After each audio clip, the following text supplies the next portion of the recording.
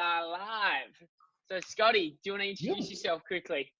All right. Ngani Gilly, Scott Wilson, Ngani Gilly, Jawandi Guru, which is Jawandi is my skin group, and I'm Scott Wilson. Ngani Gooniyandi Yulu, I'm a Gooniyandi man from the northwest of Western Australia. All of my family span from Broome all the way up to the Northern Territory border, and so I have all my family all spread out there. But my language group I follow from my mom, which is from Fitzroy Crossing, a little community just outside of Fitzroy Crossing called Muladja, and my dad, who's a Gadgerong man from Kununurra, which spans all the way from Kununurra all the way through Carlton Hill Station through to the Northern Territory border.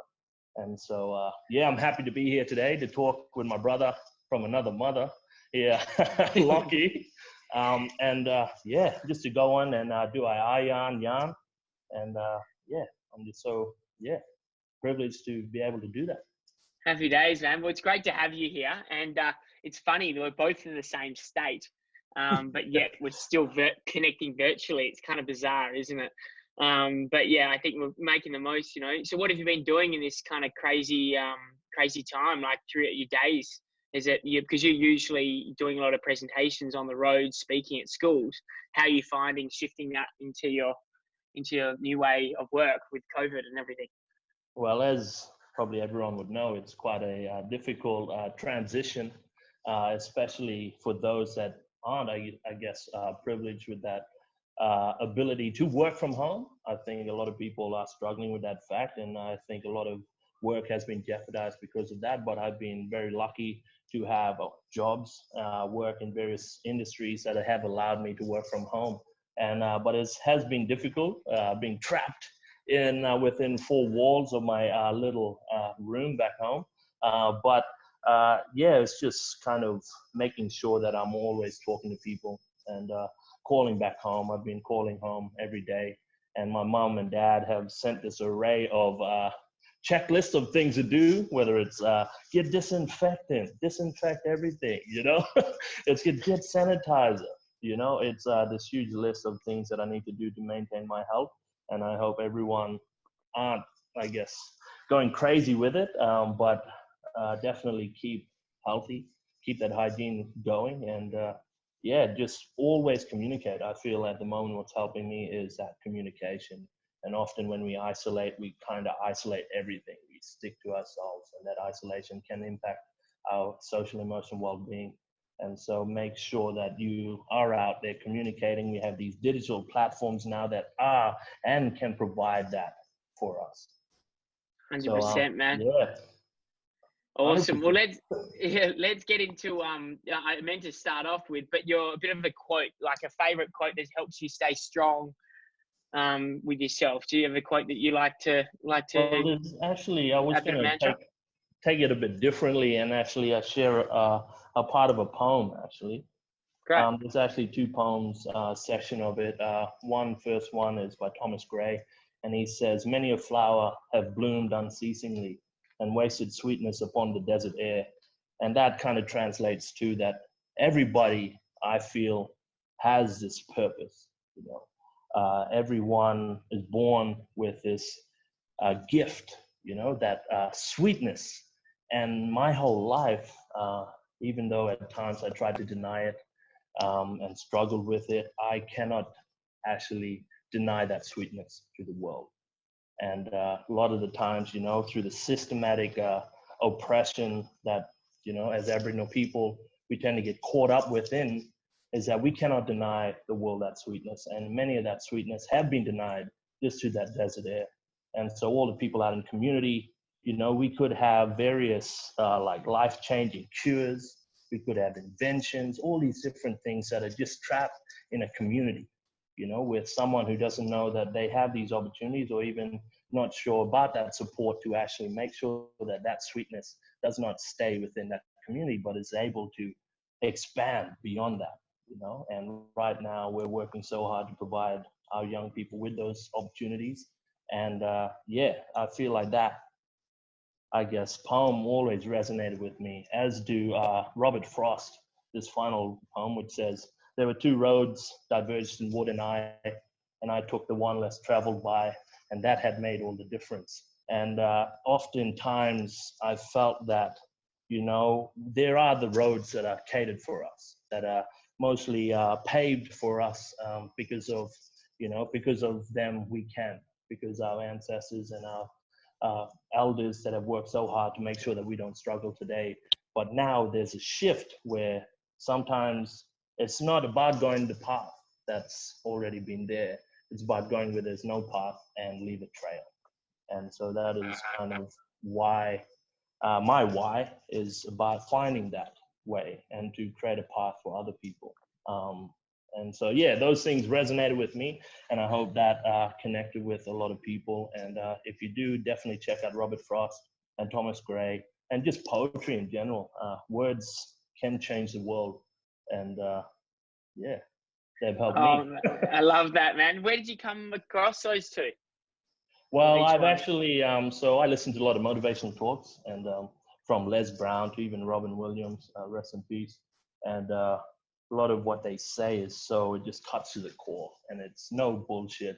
It is just real and reality, and it's just in your face, and it's often challenging, but it just switches that switch in your head where you go from being just doing life to being conscious of your actions and what you're doing, what you're eating, how you're connecting with people, your relationships. You're actually grounded to be conscious of how powerful you are. Oh, mate, I love it. And so do you share those quotes often with your year 13 talks and things?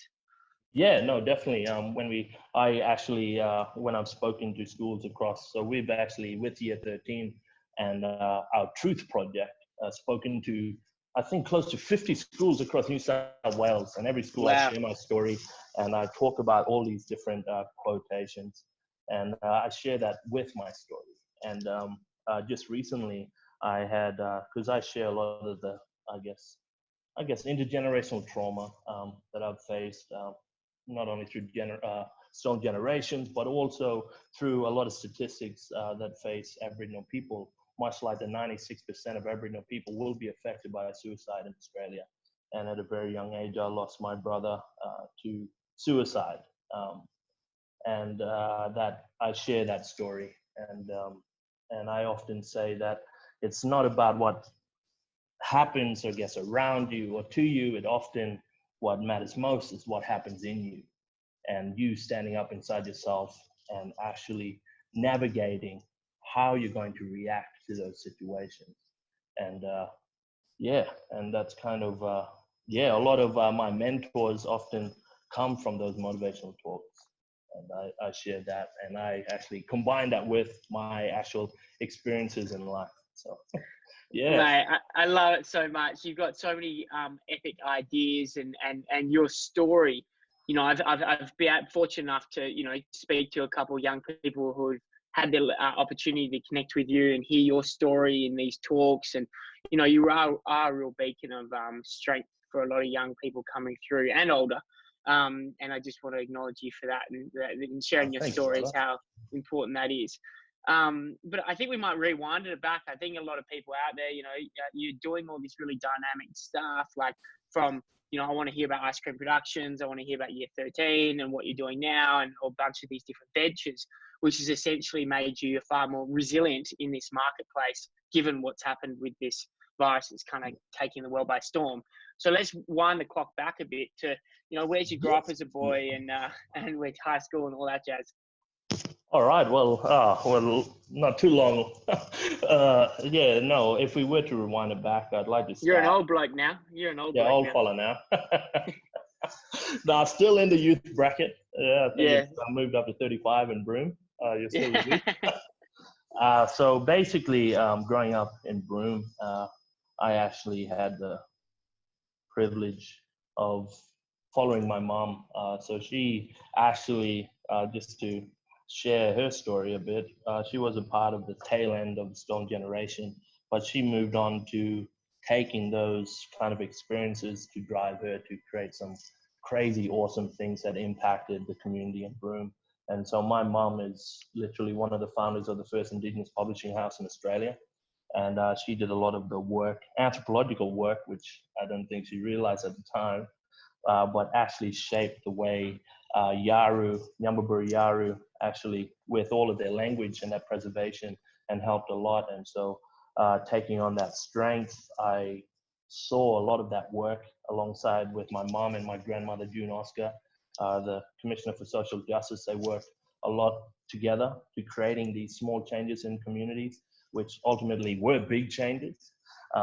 And so from that, I was able to move around, actually. So in primary school, St. Mary's Primary School, I moved around from all different schools. But what it did was opened me up to also understanding my people and the communities and the conditions that my people were living in, and kind of all of the things that really impacted on them and their lives. And I started at a very young age kind of sculpting my why, you know, and it was kind of my why that really set me up to have the strength to make decisions about my life. And it was at that point, you know, I had lost one of my cousins, as I said before, brother, to suicide. And at that point, I'd been losing a lot of family members to drink driving, all these different things, and a lot of the deaths, as well as seeing the conditions of my people, had driven me to understand and be conscious of, well, really my life and where I can take it and how I can impact on my people. And so at a very young age, I kind of had to make that choice. And so I got the opportunity, which is awesome. There's a funny story, actually. What happened, right, is that it's funny. My mom at that time was working in the prison system, corrective services. So she had moved from founding that Indigenous publishing house now to teaching language to now the corrective services. And a huge private boarding school, Aquinas, called. And they were like, oh, they're very interested in me going to school at this big private boarding school. And they called my home, and my dad answered. And my dad said, oh, hello, Robert speaking. And they said, oh, who is this?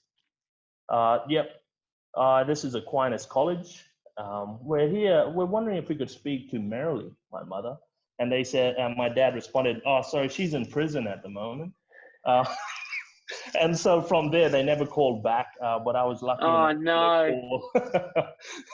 Yeah, which is crazy. And so I was lucky enough. I would have been an Aquinas alumni, but I am so happily proud of being a Hale boy.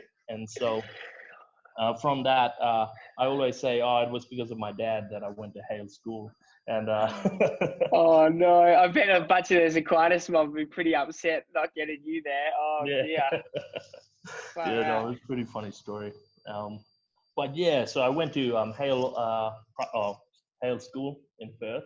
I got a great opportunity, and it was from there that I really. That's where we first met, hey?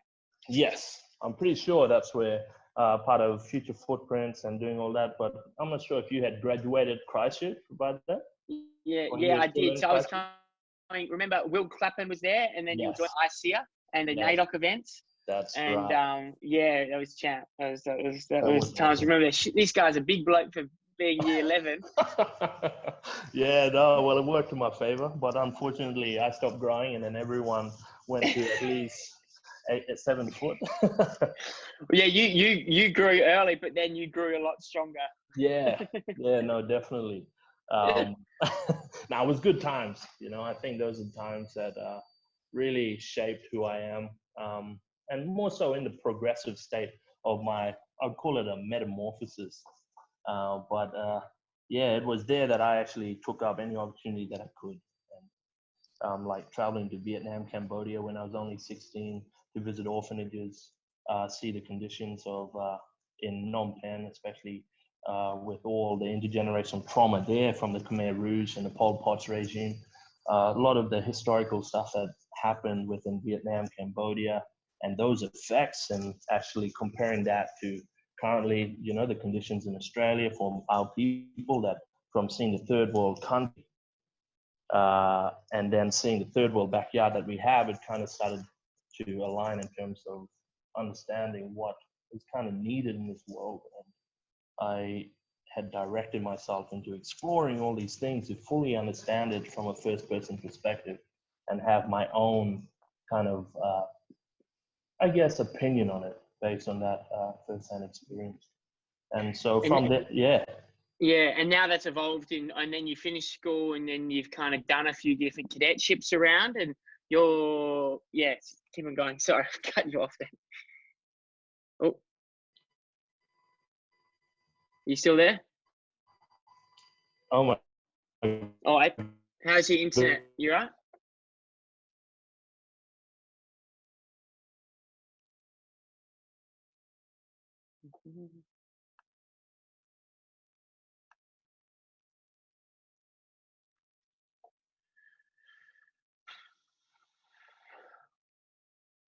Hello?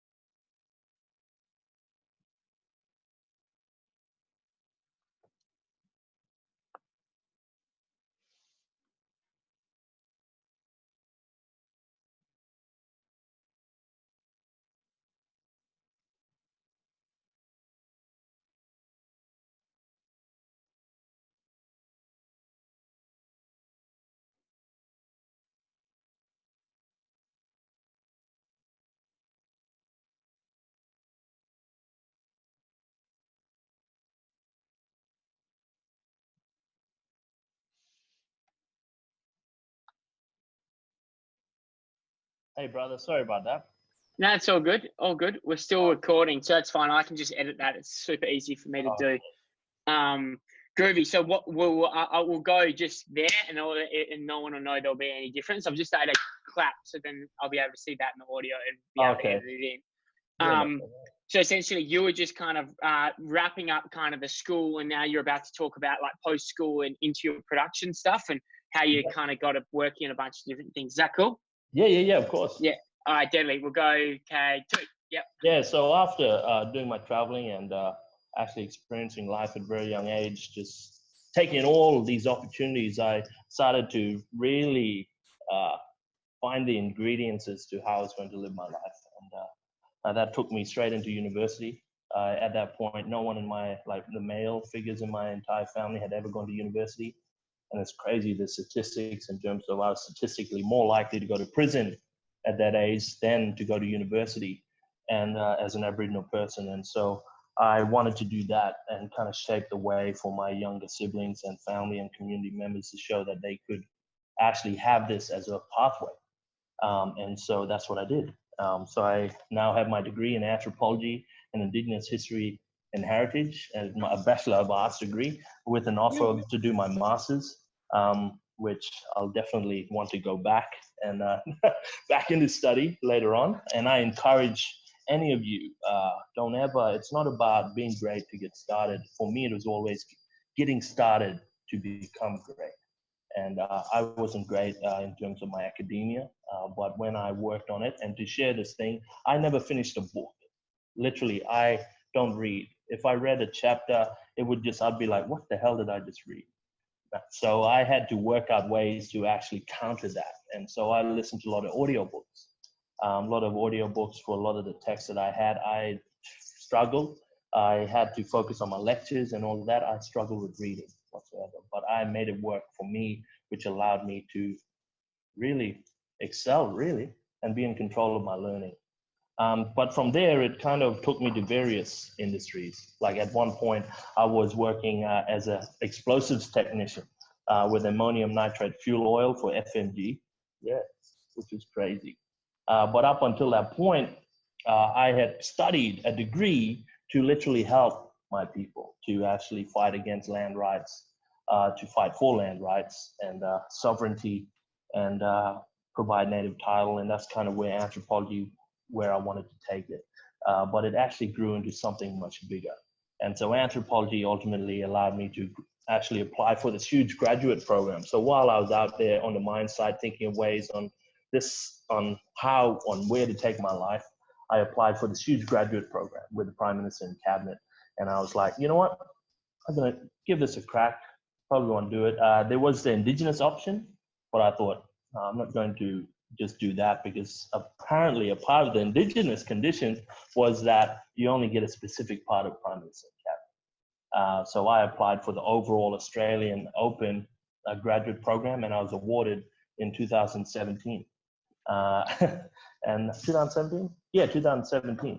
And that year I packed up and I moved to Canberra. And it was crazy because at that point I'd gotten really fit and I always wanted to play rugby. And I thought, you know what, when I go over there, I'm not just going to do that. I'm going to play rugby. And instead of starting small, I emailed Brumbies. I'm not sure if anyone knows Brumbies. And I emailed them. I literally jumped onto Google. I went to Google and I was like, Brumbies, yep.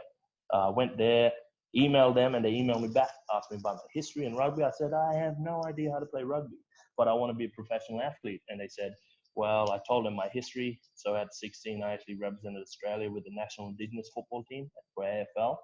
And it was from that allowed me to actually jump into their pre-season program with the first grade feeder club in the Brumbies called West Lions. And so I went there, booked everything. They supplied accommodation. And just from that simple email, I ended up debuting in my 5th game with their first grade feeder club in the Brumbies. And from there, it started to take off with the rugby, with my career within Prime Minister and Cabinet. And so it was there that I actually used my anthropology to work within the behavioural economics team of the Australian government, BETA, or we'd say BETA here. But it was there that I kind of really started to put the puzzle together as to what I wanted to do. And my why was to impact social change for my people. And matter of fact, it has expanded to impact social change for all that suffer under low socioeconomic disadvantage. And I tried to do that through Prime Minister and Cabinet. And at that point, I felt it will take me 10 years or more to get to a position where I could actually provide that social change. And so I actually met up with a fella that was actually wanting me to speak for their company. And he asked me, his name is Benjamin Egmeles. He's a stand-up comedian, but he was also managing director of this huge company called Miramar. And he asked me to speak for them, facilitate one of their cultural awareness programs. And I was like, yeah. And then as we were sitting there at the coffee table, I said, he asked me, what else are you doing? I said, at the moment, I'm developing a cartoon series, writing a film, creating all these different things. And he was like, what? And then I said, well, I want to start a company. And then literally months later, he came on board and we created this company called Ice Cream Productions, where I'm there sitting in a room with all these actors and writers, and they're speaking my script into the camera, and I'm illustrating all of these animations and all these crazy things, and it started to spiral out.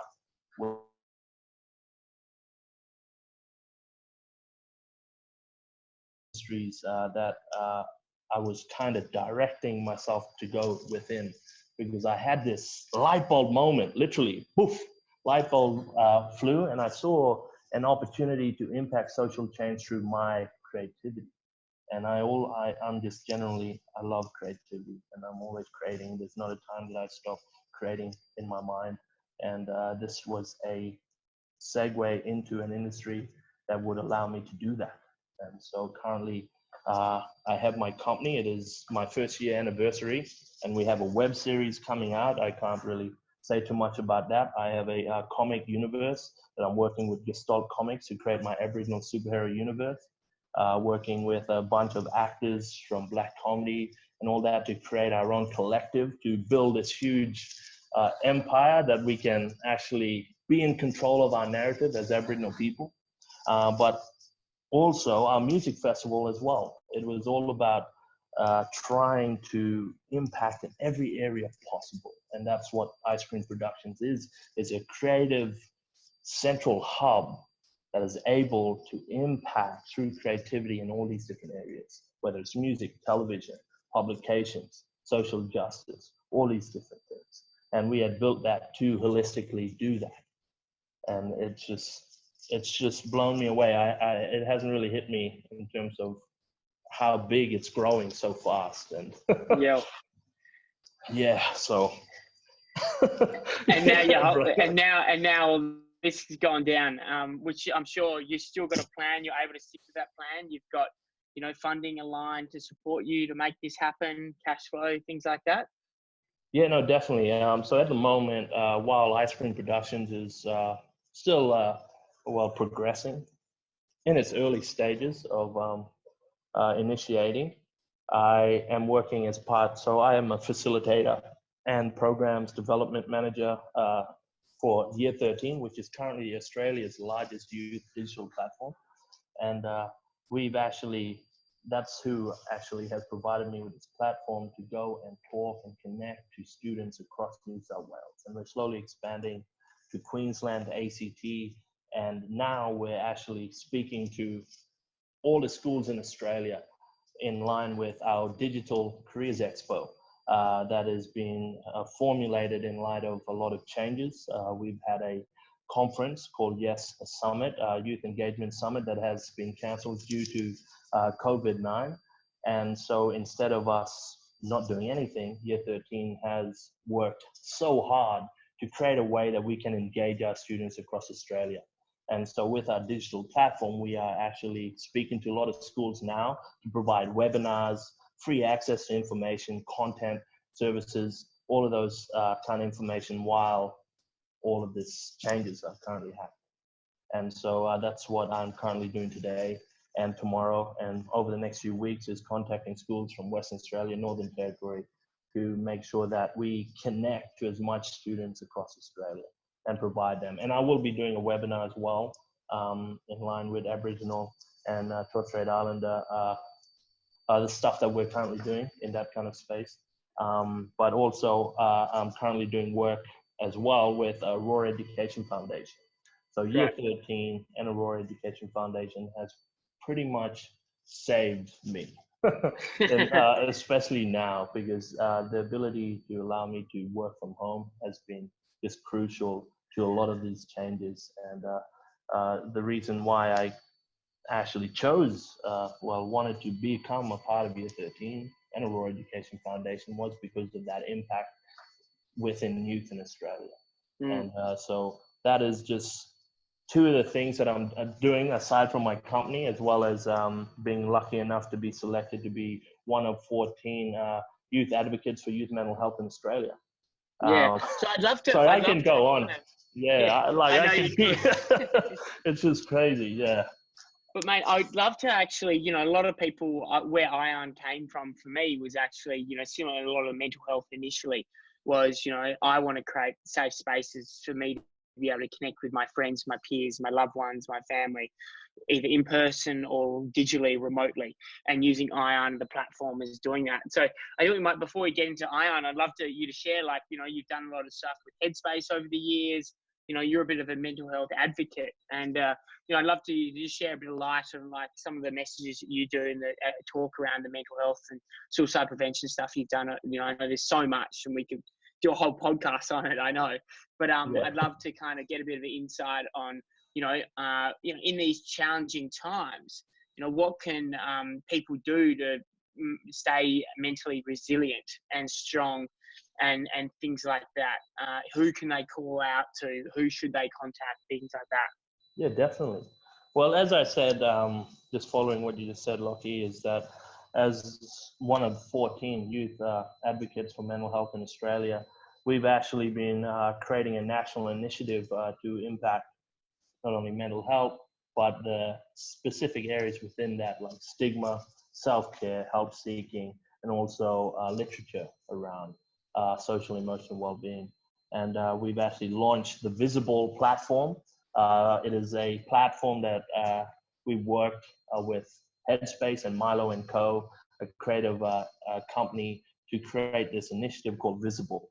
And that is basically, at its most shortest form, is that it's making visible communities, individuals, collectives, people that actually have been impacted by mental health, even those that feel like they haven't been affected, but still feel, I feel like every person in the world will be impacted on by mental health, or even the ability to actually be mindful of their social and emotional well-being throughout the course of their life. And so if you are struggling right now, as I said at the beginning of this podcast, what has helped me was actually staying in contact with a lot of people. I feel like the stigma to speak and talk and share stories is always been there, especially for Aboriginal people. But to destigmatize that, it comes with us actually talking. And so if you're there and you're able to actually reach out to your friends, I know that for me, I was unable to get back home, and now all the states have closed down flights to go from state to state. And I had been feeling the pressure of that, and it had finally hit me in regards to me not being able to go home for another 6 months.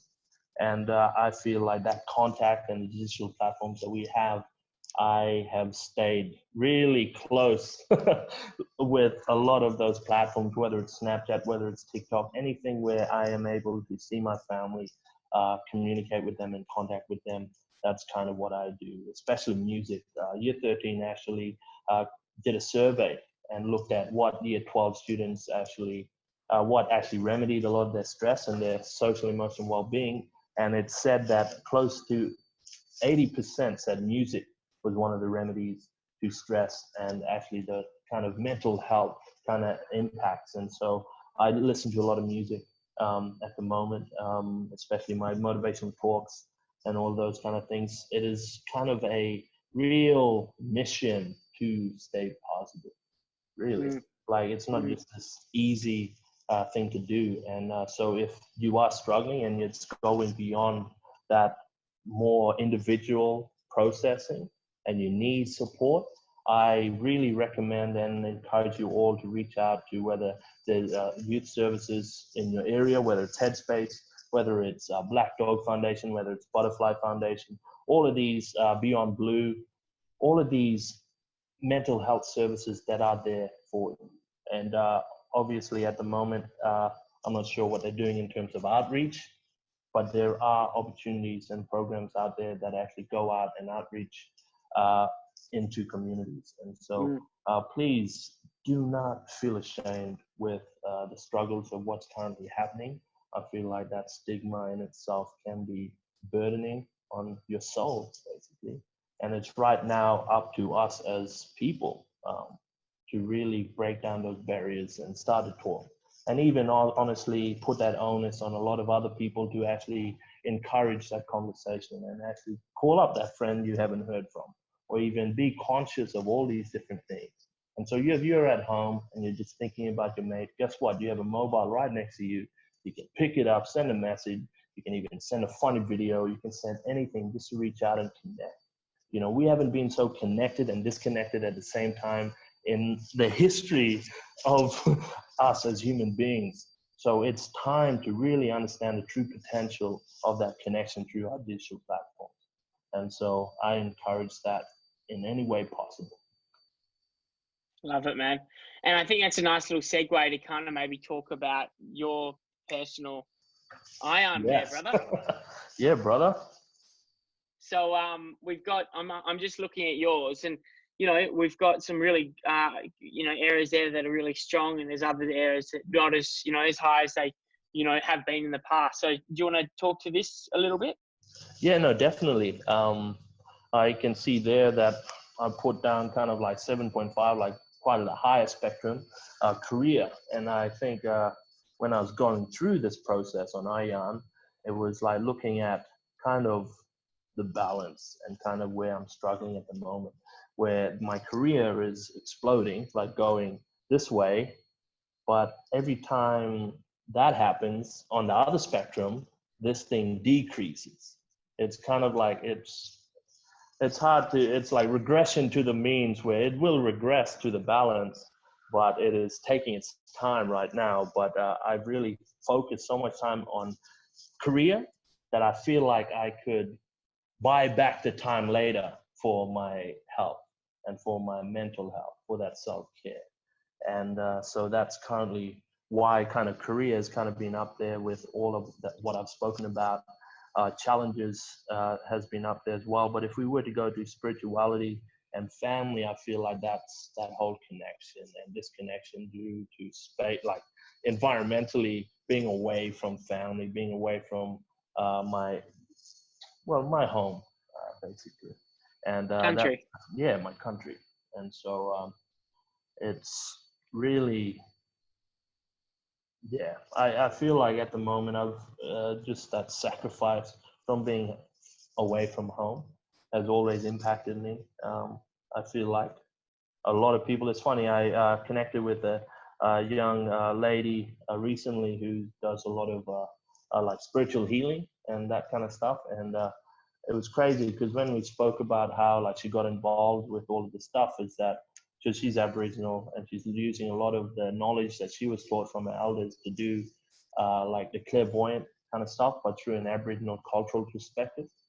And she said that basically that she had been running away from this and run away from her gift and tried to get away from it, and felt like no matter what she did, she would always be pushed to doing that. And my whole life I always wondered, why do I have to do this? Why do I have to be the one to go away from home, to experience all these things, to try and help my people? You know, why is it me? You know? And then I realized that, you know, that regardless of what I do, I am going to end up where I was always meant to be. And so I had denied my future many times, but no matter what I do, it has always redirected me. And I think that's kind of the challenge, is really understanding what I was meant to do. And often for every single human being, it is struggling, and that challenge of understanding that purpose. And that always aligned with my career. And once I aligned my purpose and the challenge of understanding that with my career, that's kind of like brought the challenges up, where I understand these are the challenges I need to overcome, face, opportunities to learn about myself. And that also brings that whole being away from home, from family. And I know that a lot of people right now will be impacted by that, especially not able to travel home and being isolated from family. And because there's a big thing about, you know, with COVID-19, that we can't actually interact with our elders in case, because they're most prone to actually, you know, impacting their lives, and it could be fatal. And I would hate for this to actually reach, you know, Broome or communities where, you know, there's no way of isolating. We have like a 3-bedroom house where there's 20 of us in the house, you know? So housing is going to be a huge problem if this thing reaches these small communities. And so just trying to kind of grapple and understand all these kind of things. Yeah. No, I appreciate those words there, and it is really challenging, you know, that connection to country. You know, I find myself as a non-Aboriginal, you know, I have this feeling, you know, I'm from Muladja. I got my connection up in Badi country, up in Adirun at one point, and you know, you do have that sense of home, and you know, in that connection, you know, your family's there. It's this place of refuge, and it's been interesting how you know, communicating with my family and how they kind of have been kind of calling to get me back home and be there to support in this real vulnerable time. And all of a sudden that request of family, it comes from a loving place, but actually that you know, uncertainty in my mind creates doubt, and that doubt ends up being a bit of a toxic thought, and then that can like roll into other negative thoughts that actually isn't good for my mental health. I just found myself 2 days ago just in a real weak spot as a result, you know, understanding all this stuff. And I remember you said the other day that, you know, it just kind of, you said that just the other day that you've just figured out that you mightn't be able to go back home for another, you know, potential 3 or even 6 months. So, you know, in that moment, you know, how did you really kind of ground yourself and become accepting of that? Yeah, well, that's a good question. I feel like what has always, yes, given me comfort is my why. And once you establish that, it kind of gives you that understanding as to really why you're there, why you're doing the things you're doing. And that has always comforted me at times. And even though there is, you know, I speak to family and do all those kind of things, there is still that part of me that really still is like not right. There'll always be a void that one day I will fill. And I'm hoping to fill that with what I achieve and the things that happen because in terms of that impact on my people. And so at that point in time, it's always Aboriginal people, and that is that why. And that's why I stay here. That's why I keep going. And yeah, it's like, yeah, if I go home, I will go insane because I'll know that I haven't done what I was meant to do yet, you know? And I said this to my business partner the other day, and I said that because we were sitting in a room and we had all these fellas, you know, from Black Combi and Gooniyandi from Channel 7 and all these fellas and Jeremy Ambrom, actor, and we were talking about history and like how we're making history now. And I told him that no matter what, we're walking in the shoes of, in the footprints of our future selves. And like as if everything already exists in the future and we're just walking those footprints. And that's how I've kind of felt my whole life, as if I were to do it all over again, I would be right here talking to you. And and that's kind of what has always given me hope and strength, and my parents as well. And I feel like their ability to be like wanting me to go home, and they're saying, Scott, don't worry, you don't have to do anything. You know, you can just come home, live a normal life. And in that, it just gives me that kind of comfort to say, yes, I can do that. But again, as that flower, I cannot deny the sweetness to the world. So. What a closing. Yeah. You've done full circle there, brother. Yeah. Oh, classic. So, well, I guess that's a very nice ending. It's probably the nicest ending I've had on this little podcast, man. So, you know, I think there's a lot of people obviously really connect to your story, and they probably, I'm sure, love to stay connected. On social tags, where can people find you? Oh, well, I have my Instagram media page, Scott Lewis Wilson. My website will be up shortly, icecreamproductions.com.au. That will be, it's basically almost ready to be, open to the world, which is awesome. Just going through some final things. And Scott Lewis Wilson. Check me out on my Instagram. Follow me there. I'm on LinkedIn as well and Facebook. And just know that if you're listening to this and you're struggling, you know, not to normalize it, but just to give an understanding that there's so much people going through the exact same thing. And just by reaching out to people, you can impact not only your own social emotional well-being, but the social emotional well-being of others. And just so you're not alone, we're all here, and definitely jump onto iyarn and just use this process to talk to people and connect. And I feel like this is the time for connection, true and utter human connection. Thank you. Thanks, man. All right, David, I'll stop the recording.